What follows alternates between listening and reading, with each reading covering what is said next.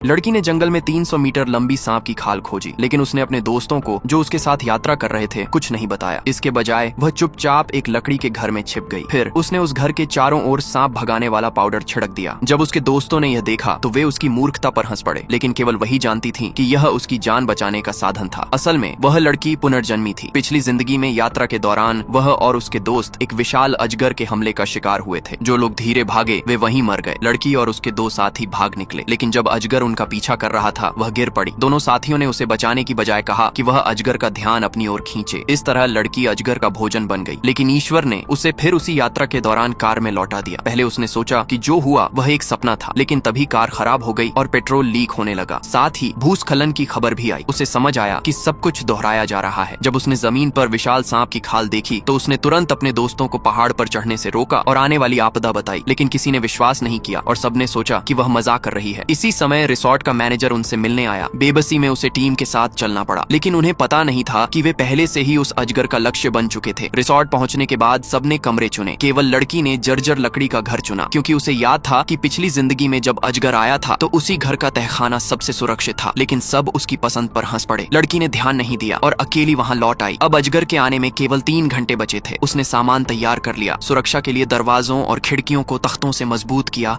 और चारों ओर पाउडर छिड़क दिया। लेकिन उसके दोस्त अब भी संगीत पार्टी कर रहे थे। उन्हें पता नहीं था कि ऐसा करने से वे अजगर को और आकर्षित कर रहे हैं। लड़की की चेतावनी का मजाक उड़ाया गया। उसने समझाना बंद कर दिया और केवल उस मैनेजर को जो उस पर विश्वास करता था लकड़ी के घर में ले आई। जब लोग सेल्फी लेने में व्यस्त थे तब तक विशाल अजगर चुपचाप उनके पीछे पहुंच चुका था।